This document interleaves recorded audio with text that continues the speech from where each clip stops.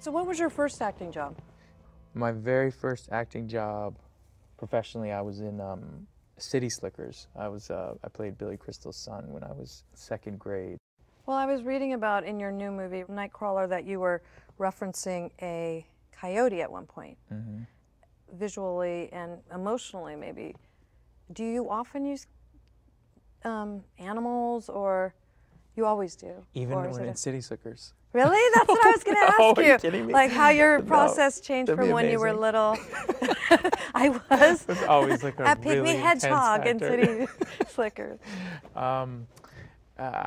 No, that's sort of I think that it takes more and more. It's such a strange job, and I don't know if you agree, but I find it extraordinary and strange.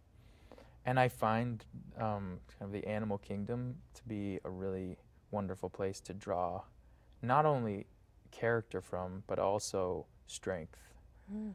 So I do like to think about what animal my character is in a way. But how long has that been a part of your process?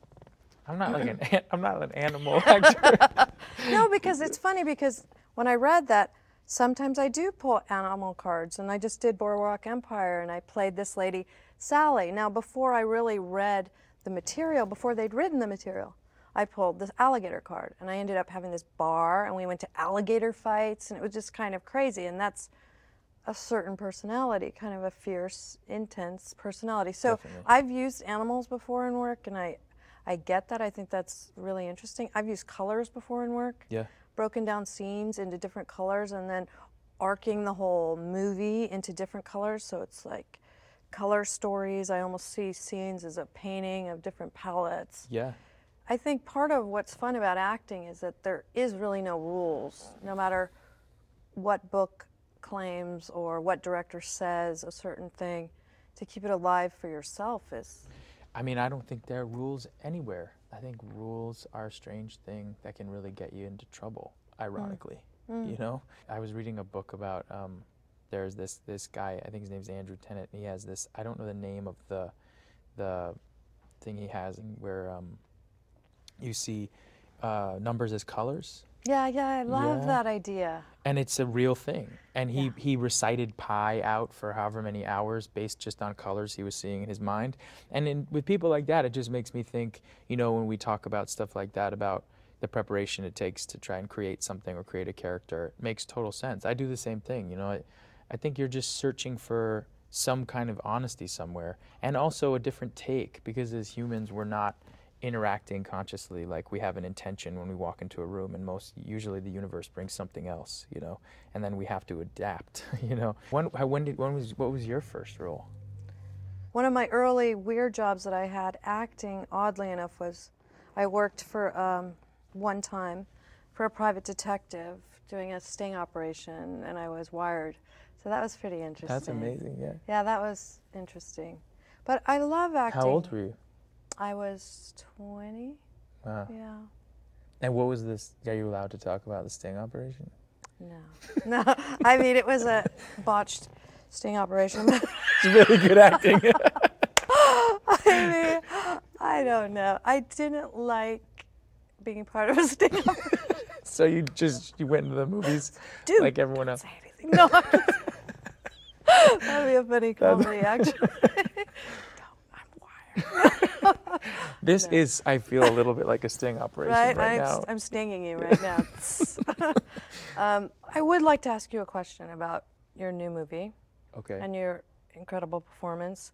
Because as an actor, it was the first performance I've seen in years that made me think about your backstory. I felt like this guy kind of references Tony Robbins and posters that you would see on the wall of like, inspiration, go for it.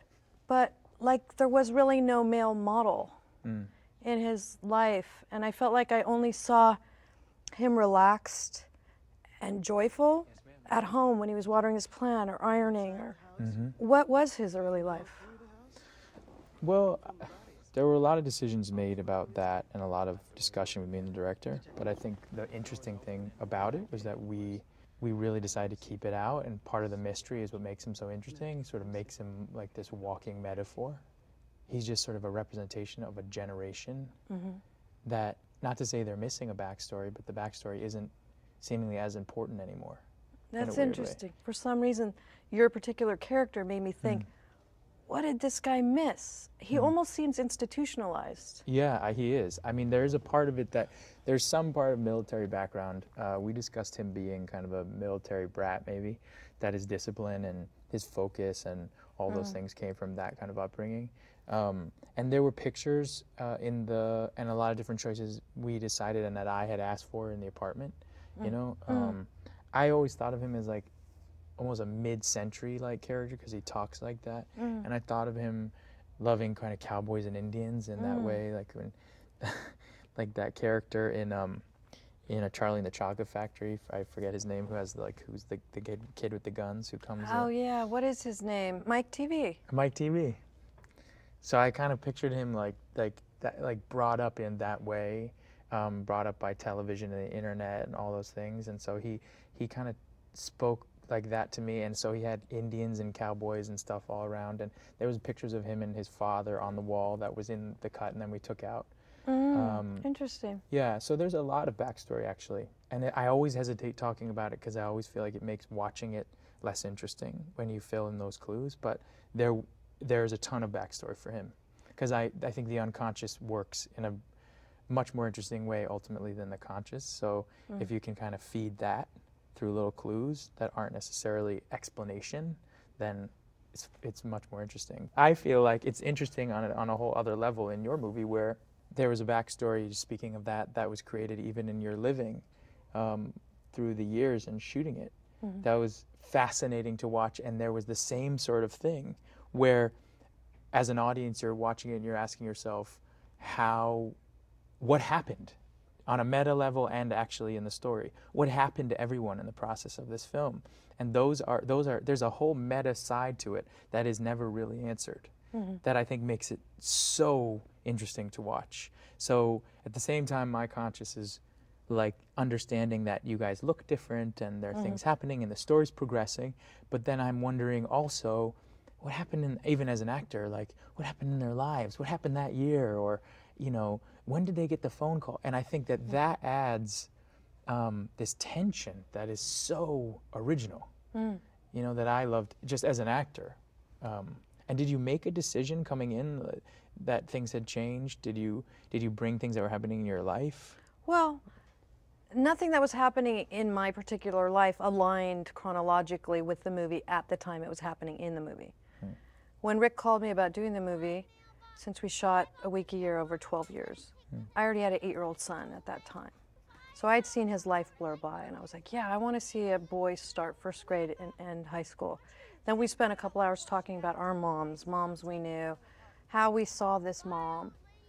The weird thing about this movie, because we didn't have a full script to begin with, we had an anatomy, was you had to have flexibility, where usually as an actor, you depend and you make specific choices on your script and knowing everything, and you make excuses and explanations of why that's the right choice to make. Where in this you had to have a lot of flexibility, improvisational skills, listening to other people, and sometimes certain things would happen in the script or the character would make a certain choice, and you would have to figure out between rehearsal at 11 o'clock at night and shooting at 6 in the morning, how am I gonna commit to that choice? So it was almost a structure, but also an openness to jumping into the void. Did you talk to each other in between? Did you have? Sometimes more than others, like Rick and Eller and Lorelei all lived in Austin, and it was important to Rick to check in with Eller throughout the year. He didn't want to introduce a girlfriend, say, in the movie before Eller had a girlfriend. Wow.